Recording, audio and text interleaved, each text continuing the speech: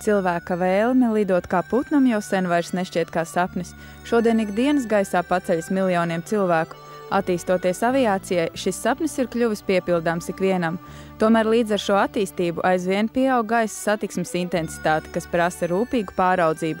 Runājot par Latvijas gaisa telpu, jāmin valsts akcijas sabiedrība Latvijas gaisa satiksme, kuras galvenais mērķis ir nodrošināt ar avionavigācijas pakalpojumiem visus gaisa telpas lietotājus Rīgas lidojuma informācijas rajonā.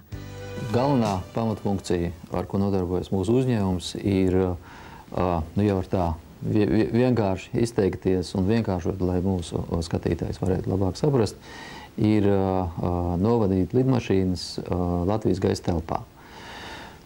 Faktiski mūsu dispečeri lidmašīnas novada gan pārlidojot pāri Latvijas teritoriju, gan arī tas lidmašīnas, kuri nolaižās Latvijas lidostās un arī paceļās gaisā. Tātad šī ir tā galvenākā funkcija. Protams, ir arī citas funkcijas, bet tā ir tā galvenā funkcija. Šobrīd mūsu uzņēmumā darbojās aptuveni 330 cilvēku. Uzņēmumā šobrīd strādā tehniskais personāls, tieši aviodispečeri, kuri nodrošina šo te funkciju. Kā arī ļoti liela nozīme ir drošuma jautājumiem. Šeit arī darbojās atsevišķs departaments, kurš arī pārvalda kvalitātes politiku. Un ir atbalsta funkcija nodrošina administratīvais departaments. Un, protams, ir ļoti svarīgi uzņēmumu attīstīt, ļoti svarīga ir nākotnes vīzija. Un ar nākotnes vīziju tad nodarbojās attīstības departaments, kurš iesaka tos galvenos virzienus, kuri šobrīd arī ir aeronavigācijas jomā pasaulē, un iesaka visoptimālākos un visprogresīvākos virzienus uzņēmuma attīstībai. Statistika rāda to, ka šie avio pārvadājumi pieaugs, tātad intensitāte arī pieaug, aeronavigācijas pakalpojumu sniegšanas intensitāte arī pieaug. Un tas nozīmē, ka mums ir jābūt gataviem šiem jauniem izaicinājumiem. Bet, godīgi sakot, mēs esam, vismaz tas ir mūsu viedoklis, mēs esam 2 soļus priekšā šiem izaicinājumiem. Un faktiski es gribētu pateikt, ka perspektīvas gan avionozarei, gan arī mūsu uzņēmumam, kā aeronavigācijas sniegšanas pakalpojumu uzņēmumam, ir ļoti optimistiskas. Ļoti labas perspektīvas. Turpinot dinamiski attīstīties, Latvijas gaisa satiksme nepārtraukti pievērš uzmanību sniegto pakalpojumu kvalitātei un tehniskā nodrošinājuma bāzei. No tehniskā nodrošinājuma ir lielā mērā atkarīgs arī lidojuma drošums. Tieši es runāju šobrīd par aeronavigācijas pakalpojumu. Bet, kā jūs zinat, aviodispečers tas ir viens no svarīgākajiem posmiem avio pārvadājumos un drošu lidojumu nodrošināšanā. Un tieši tāpēc nepārtraukti tiek celta esošo dispečeru kvalitāte, un līdz ar intensitātes pieaugumu tiek piesaistīti jauni speciālisti, kuriem jau šobrīd notiek apmācība, kā arī tiek pieņemti kandidātu iesniegumu nākamajam apmācību ciklam. Kā jau jūs zinat, dispečera darbs ir ļoti atbildīgs, tāpēc arī prasības ir ļoti augstas. Atlasi mēs veicam ļoti rūpīgi. Pirmkārt, dispečeriem, tie nav dispečeri, tie kandidāti vēl. Kandidātiem ir jāiziet tāds Eiropas tests, kas ir ļoti, ļoti nopietns, vairākas stundas ilgst un pat vairākas dienas, kas pārbauda gan telpisko domāšanu, gan matemātisko, gan loģisko,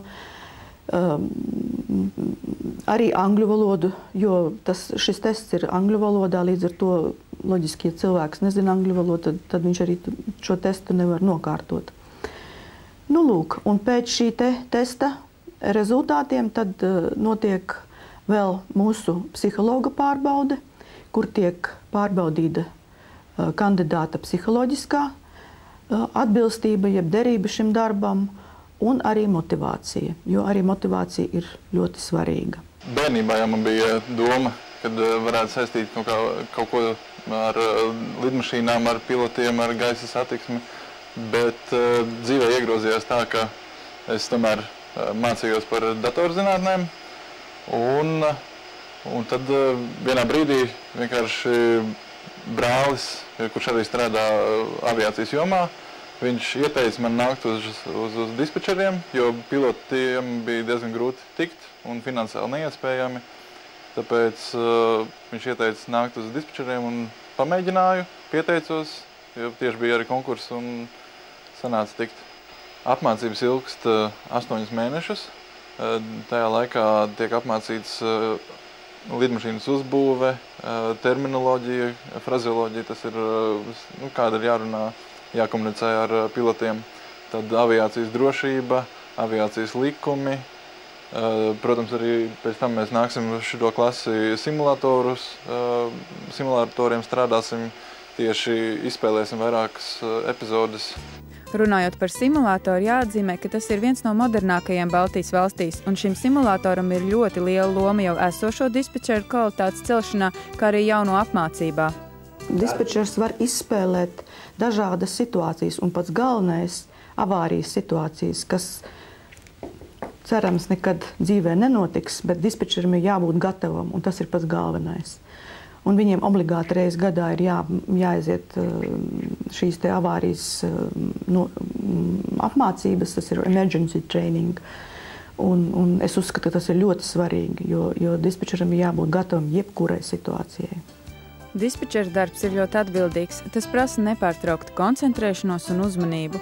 Tomēr, kā atzīst izbijusī dispečera tagadējā gaisa satiksmes vadības inspektora Romelas kundze, tas ir ļoti interesants. Šis darbs ir ļoti interesants un, manuprāt, sniedz milzīgu gandarījumu, redzot, nosēžoties un paceļoties lidmašīnu un redzot to, ka arī tavas tur pūles ir pieliktas, man liekas, gandarījums ir vienreizējs. Īstenībā, kā jebkurai profesijai, ir savi plusi un savi mīnusi. Ja? Kā viens no galvenajiem plusiem, tas ir tas, kā jūs teicāt, interesanti, ja, strādāt. Īstenībā tas ir ļoti superīgi. Es līdz šim brīdim īstenībā nebija sakara ar aviāciju, un tāpēc es to sapratu vispārēji, ja, teiksim, virsēji. Es domāju, tāpat arī uztver šo aviācijas padarīšanu un arī to dispečera darbu arī tā lielākā cilvēku daļa. Ja. Taču, kad es tiku tajā sistēmā, ja, kad iedziļinājos tajās galvenajās normās, tajās prasībās un tā tālāk, es varu pateikt, ka šis darbs ir ļoti grūts, īstenībā grūts. Stresa ietilpīgs, ja, teiksim. Vajag būt cilvēkam ļoti punktuālam, ļoti precīzam, jo šeit nedrīkst, teiksim, neievērot kaut kādas normas. Jebkurš variants, jebkurš brīdis tiek aprakstīts dokumentos. Un īstenībā dispečeram jāzina visi likumi, aviācijas likumi, ja. Visas prasības, visas instrukcijas, darba tehnoloģijas, jābūt diezgan, var tā teikt, arī nedaudz universālam cilvēkam, jo dispečers savā darbā izmanto visu informāciju apkārt, kas viņam tiek sniegta. Tas ir meteo informācija, tā ir tehniskā informācija. Tas ir arī kaut kāda, piemēram, iedomāta varbūt no pilota puses, kā tas izskatās. Ja? Dispečeram arī jābūt arī, tā kā var tā teikt, arī grupas spēlētājiem. Ja? Tā kā jābūt grupā komandas spēlētājiem, tā varētu, laikam, labāk teikt. Tātad labam psihologam. Jo bieži vien gadās kaut kādi varianti, kad vajag ar cilvēku apsēsties parunāt. Tātad, ja mēs apkopējam to visu, ja, tas ir ļoti interesanti. Bet arī ļoti no tevis prasošs darbs, teiksim. Un arī viena no grūtākajām lietām tas ir tas, ka ir maiņu darbs. Organisms arī citreiz dumpojas, ja, pret tām nakts maiņām un tā tālāk. Tā ir visa nopietnība. Tāpēc, ka, piemēram, pat ja mēs ņemam faktiski šodienu, ja, caur manām domām, ja, ir izgājis vairāki 1000 cilvēku, ja, un vairāki varbūt tur 10 lidmašīnas kā tādas, ja, kuras praktiski bija vienlaicīgi konfliktējušas. Jo tas ir normāls darbs, kad visas lidmašīnas grib vienā punktā, vienā horizontālā robežā, vienā laikā, vienā augstumā būt vienā laikā, ja, kā sakām. Lūk, tā, ka tas ir ļoti interesanti. Gaisa satiksmes vadības dispečera darba pamatuzdevums ir lidojuma vadība, un šie dispečeri strādā gaisa satiksmes vadības centros. Latvijā šāds centrs atrodas Rīgas lidostā, Liepājā un Ventspilī. Šis darbs ir grūts un ļoti atbildīgs, jo no tā ir atkarīgs daudz cilvēku dzīvības. Dispečera darbs ir grūts arī tādēļ, ka visu laiku ir jāstrādā maiņās, gan dienas, gan nakts, arī svētku dienās. Bet tajā pašā laikā tas ir ļoti interesants, un ja tev aizrauj aviācija un tu zini, ka šāda darba slodzes tev ir pa spēkam, tu vari pieteikties jauno dispečera apmācības kursam. Vairāk informācijas atradīs Latvijas gaisa satiksmes mājaslapā www.lgs.lv.